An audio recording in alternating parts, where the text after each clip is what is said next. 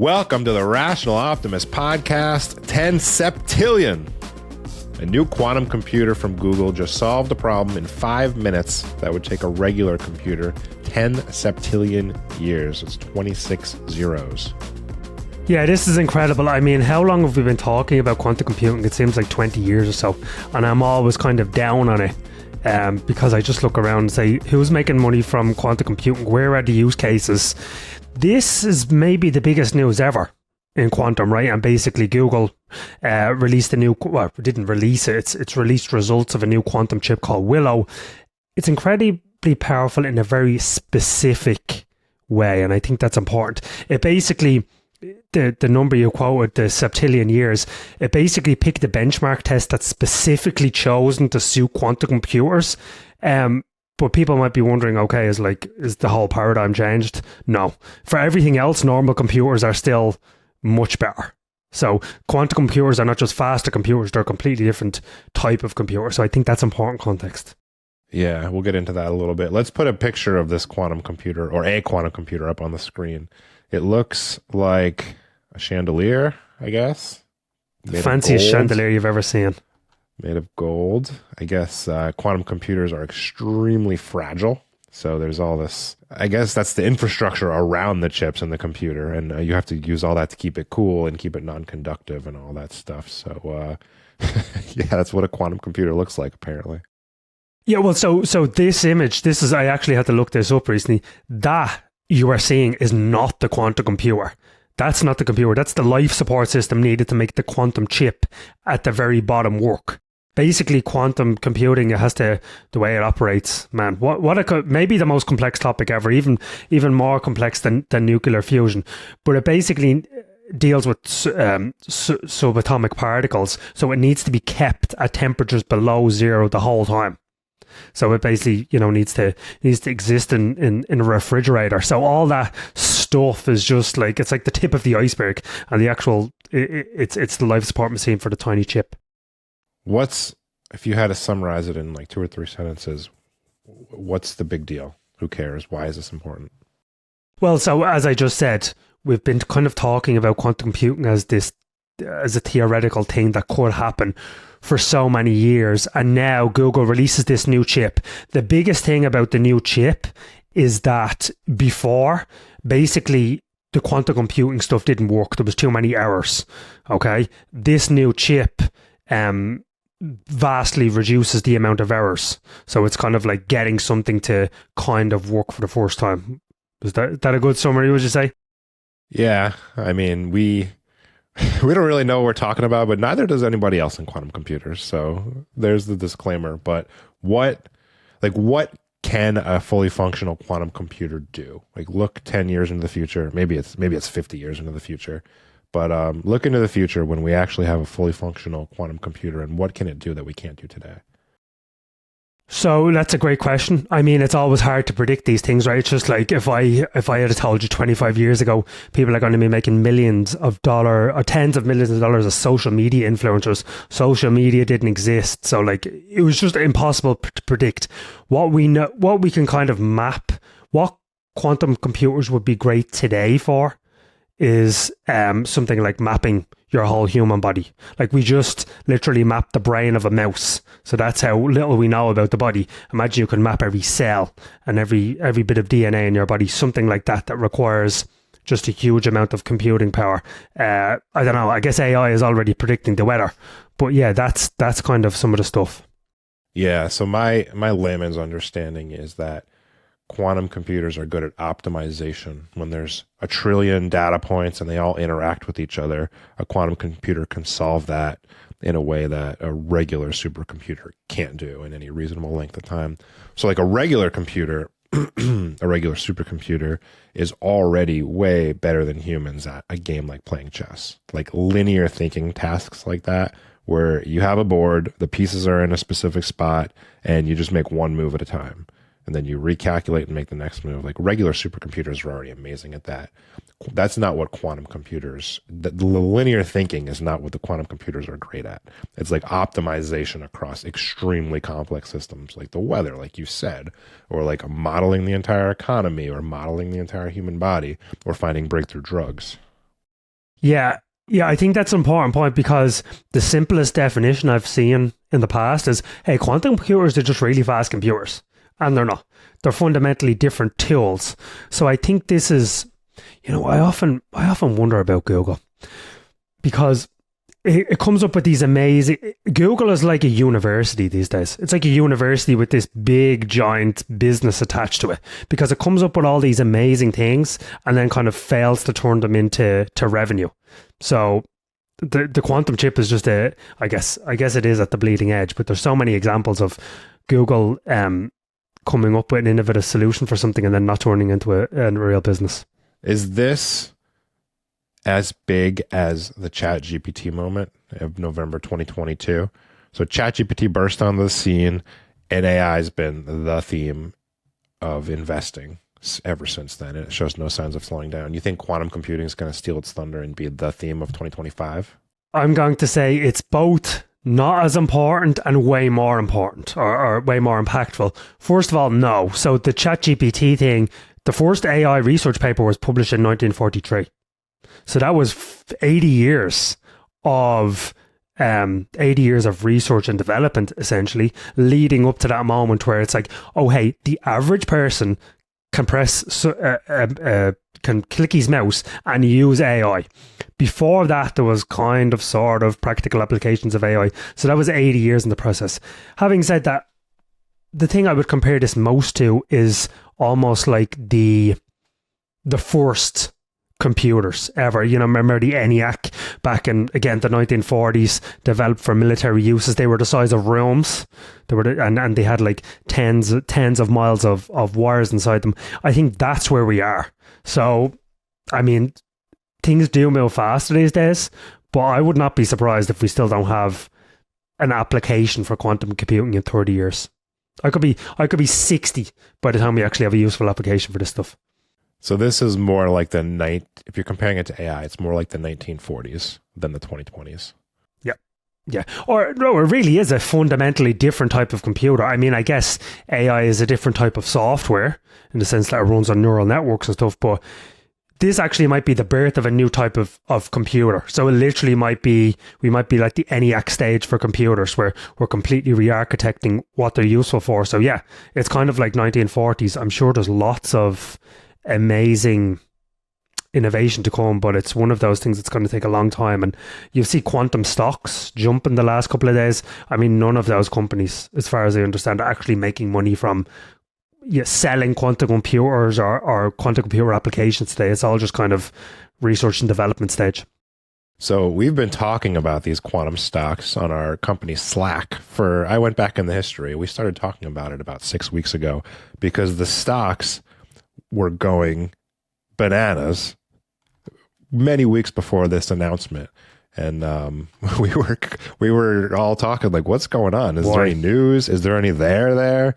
And we concluded there's really not. This is not really going to impact the real world for a long time, but it's the markets. Somebody always knows something. So if you look at the stock charts of IONQ or what are the others? IONQ, RGTI, QBTS. Look at them, but look at them a month ago before this was public. And you can tell people knew this was coming. Yeah, I was just about to say somebody always knows something. I guess the other big thing people have been debating is this going to crack Bitcoin's code? Will this allow someone to hack Bitcoin? And basically the answer is no. It's essentially, without getting into the weeds, it's not powerful enough to crack the encryption. And I actually met a guy in San Francisco recently who, before all this was even happening, I was looking at him saying, this guy's crazy, what's he talking about? He said there's companies now working on upgrading blockchain technology or Bitcoin's protocol to be essentially quantum resistant or quantum kind of benefit from quantum. So if you tell me in 10 years, hey, quantum computing got good enough, powerful enough to crack Bitcoin's code, it can do that many calculations, I'm going to say that, Bitcoin just adopted the same standard and now it's like quantum proof. So there's people working on really innovative stuff that we don't hear about.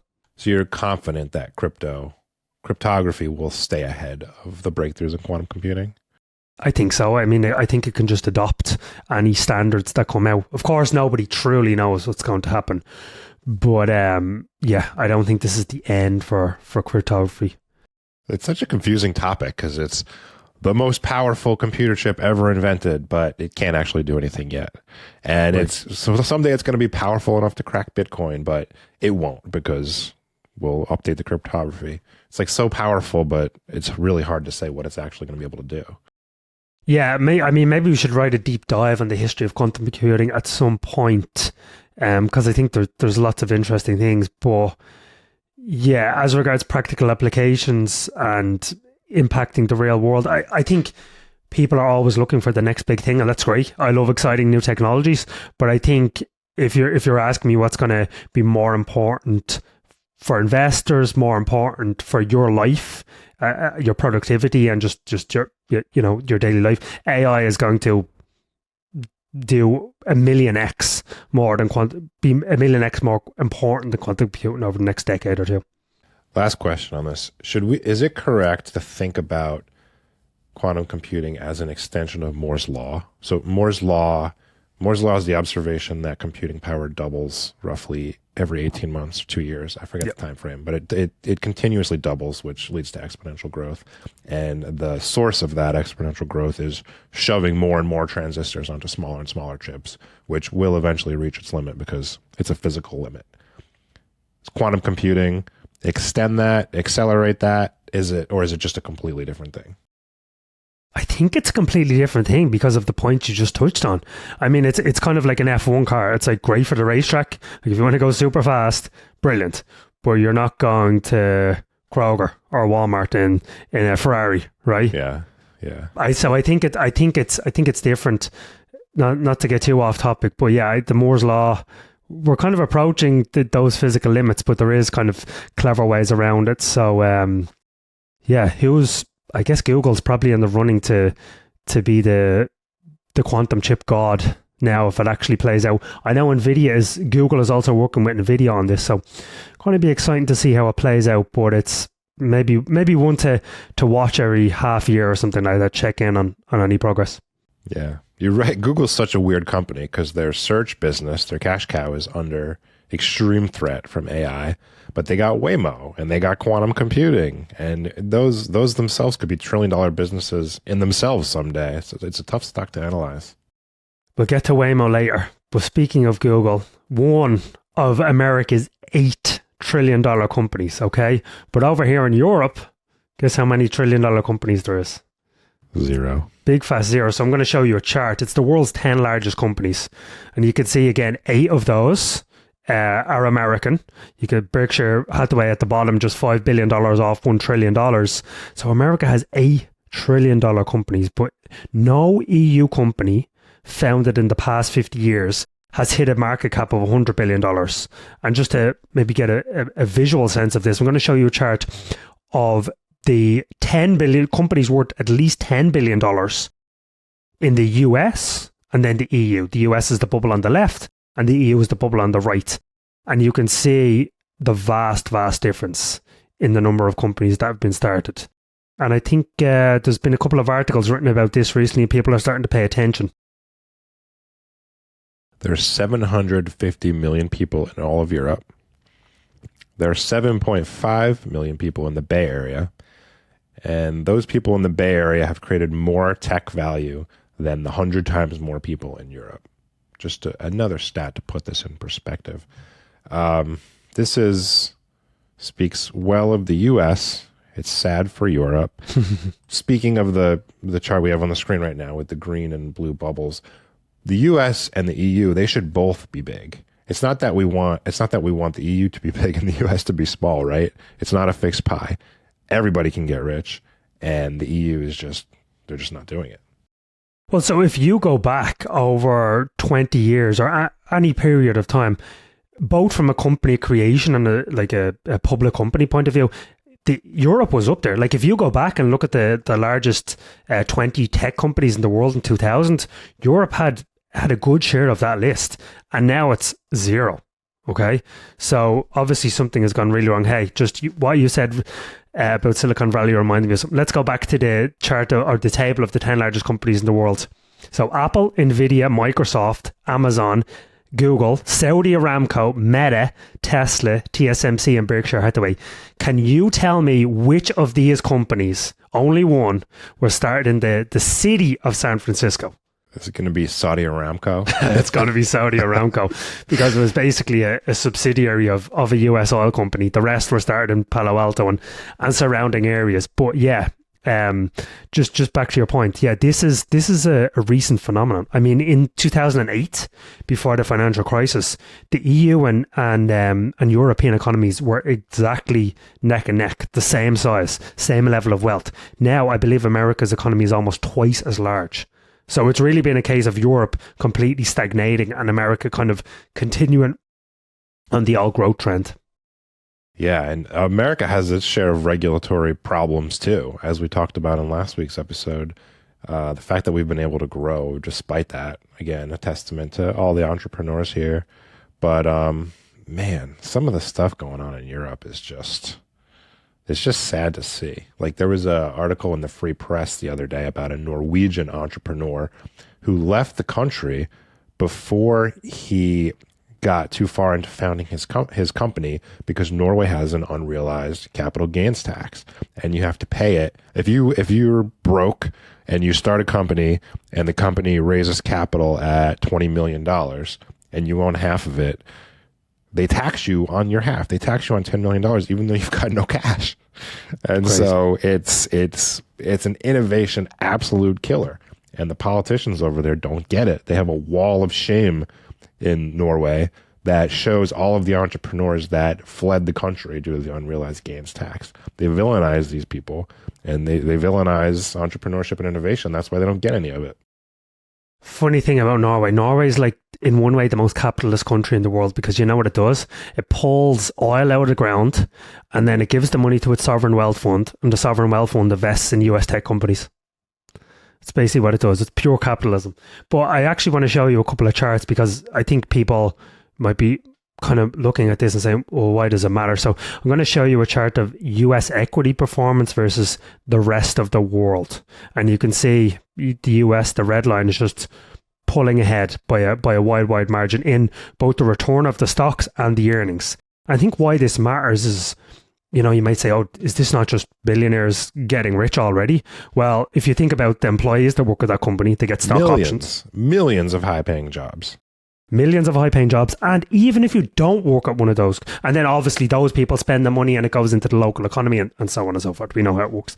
The other thing is that all the people, I guess Europeans can buy US tech stocks as well, but all the people that own these companies in their 401ks and then see that wealth grow over time. So this is not just about rich people getting richer. It's really about spreading the wealth all around. Yeah. And a lot of the growth in America, if you really drill down into why there's such this big gap between Europe and America and American growth, it boils down to the tech sector, pretty much. Our construction sectors, our retail sectors, they're pretty much neck and neck. But I would argue that the reason for that is because even in America, regulations, it's hard to regulate new technology because it's new and the regulations haven't quite caught up yet. So the innovators in tech can kind of outpace the regulators and make a lot of growth before they get regulated to death. But old industries, regulations only get added. They never get taken away.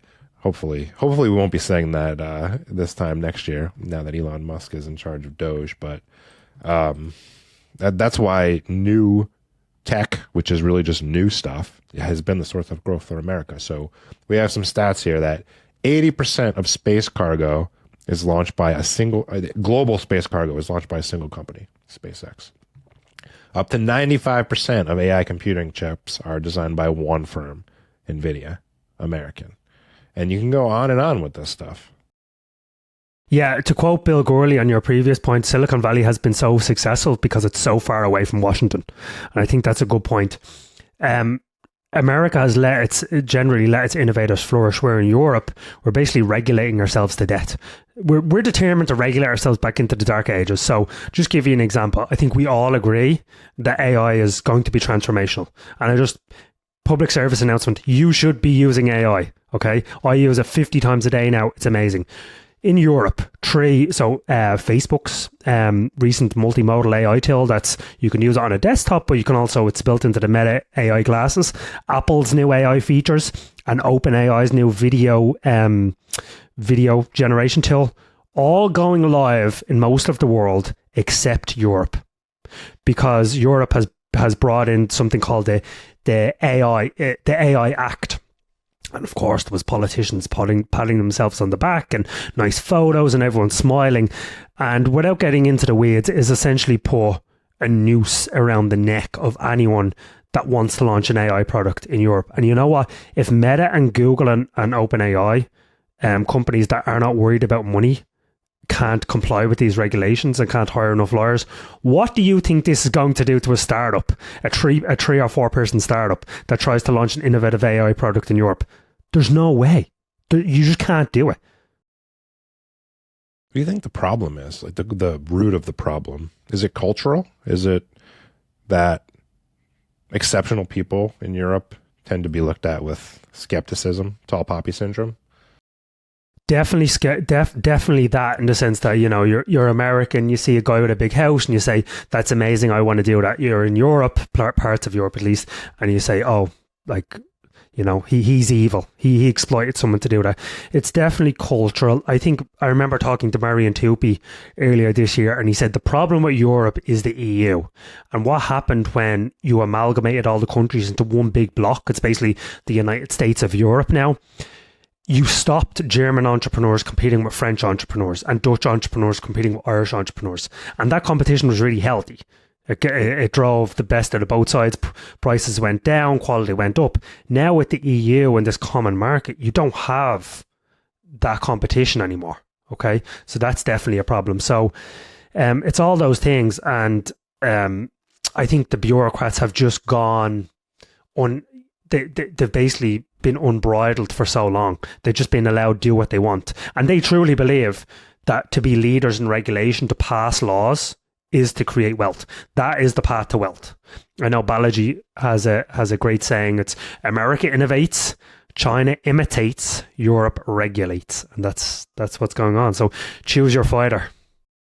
It's the structure of the social safety net too. People don't like to hear it, but this is from the Marginal Revolution blog. Alex Tabarrok wrote about it. There was a story in a German newspaper that compared a German couple with two kids who made 3,000 euros a month. They both worked. They made 3,000 euros a month. And they looked at what would happen if they made 4,000 euros a month.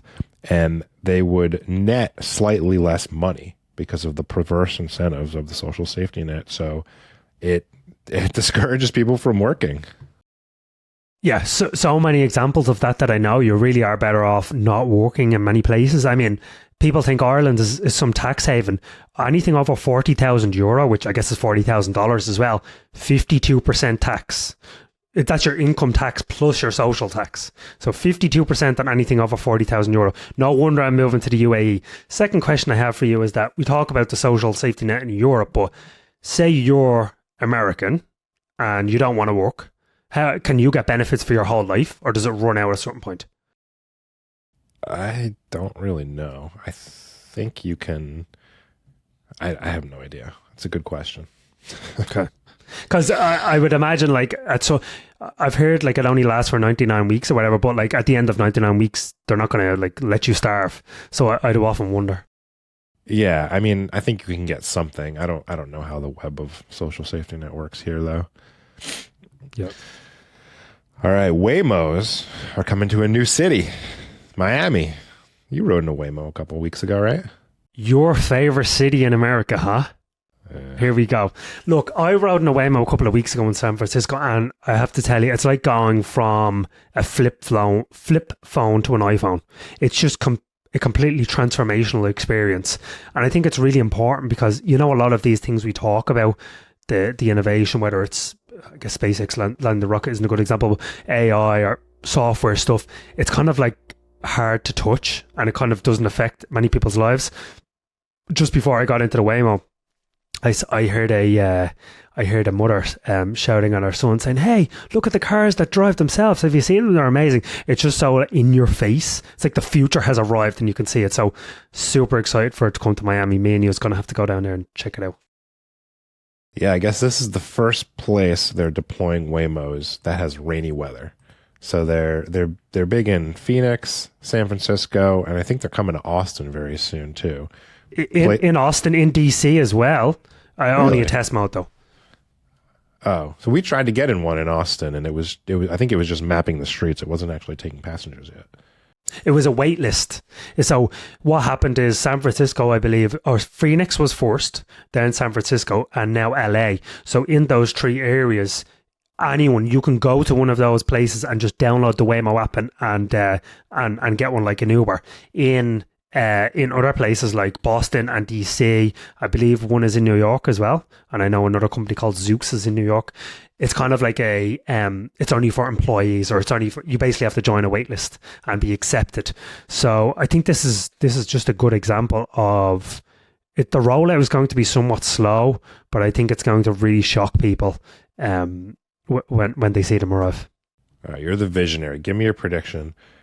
In the 50s or the 60s, when personal automobiles really took off in the US, it had all of these knock-on effects. Like, for example, it led to the explosive growth of Walmarts because people could get to Walmart now from the suburbs.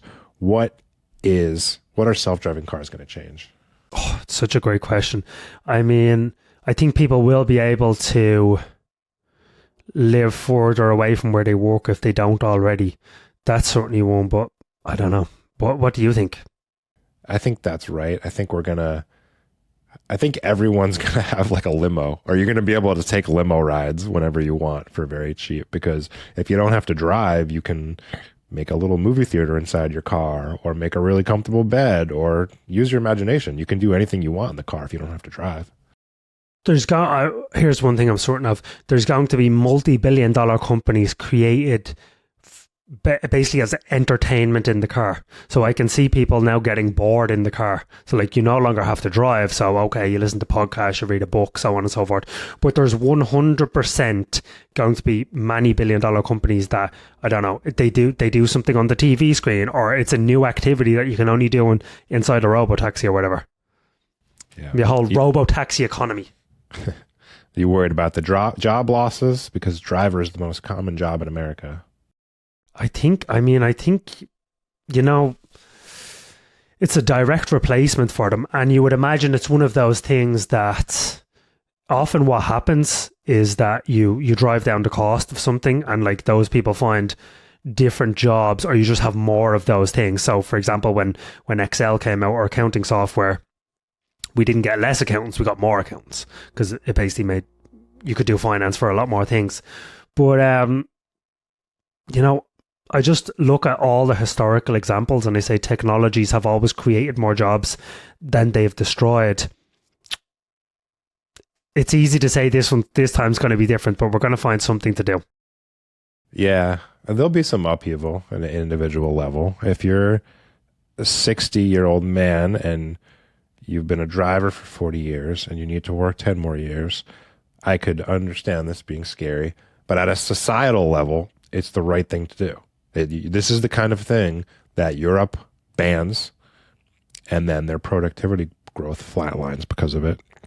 And it's the kind of thing that America needs to embrace, because at a societal level, it's going to free up a whole bunch of labor, and those people will do more valuable things in time. Yeah, America allows creative destruction. Europe does not. That's just such a great example. You don't have a choice. This is going to happen, so you accept it and try to innovate, or you don't. I think I'm going to make a bold prediction. It's going to be an unpopular one. By 2050, driving in parts of America is going to be illegal. And why? And here's why. 42,000 Americans died on the road last year. And the vast majority, basically all those crashes, are human error. Well, now we have this machine that literally has eyes in the back of its head that is already, in many studies, safer than a human driver. And this is the worst that it's ever going to be.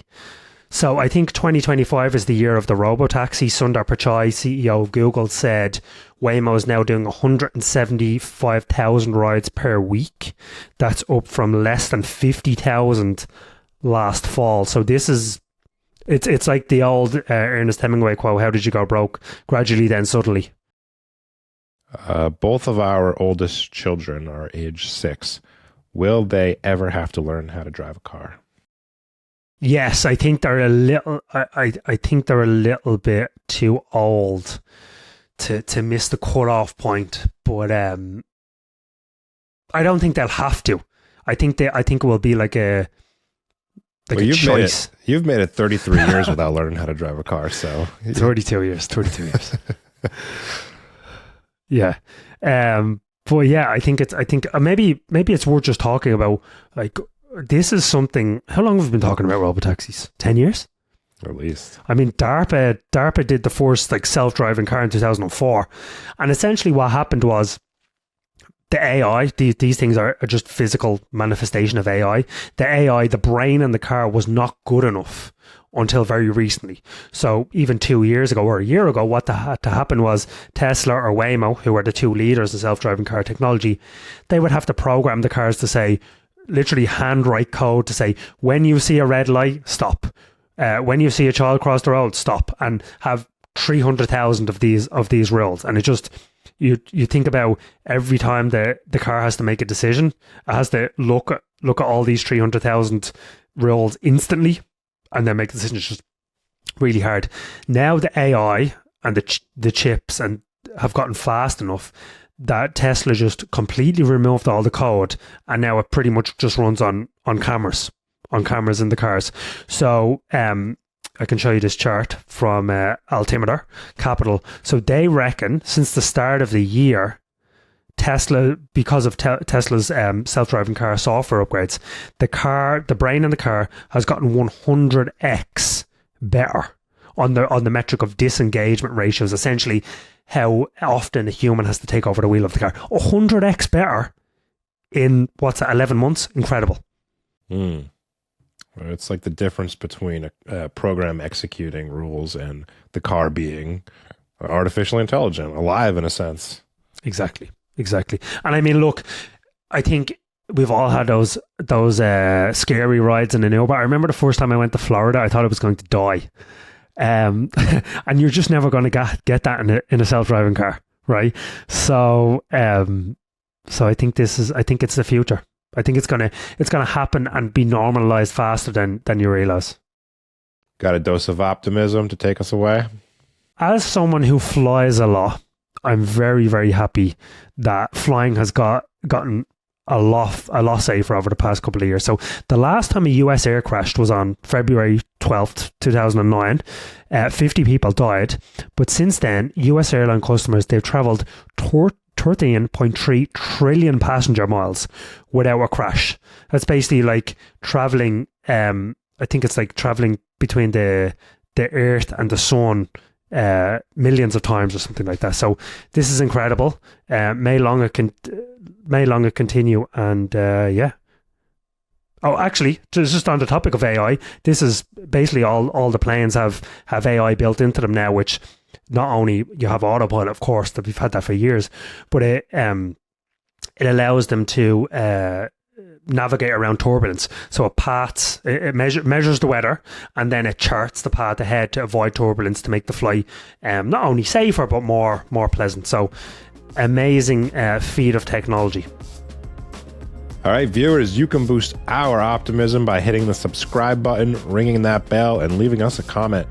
This greatly helps our channel grow. We appreciate all of your support, and we'll see you next week.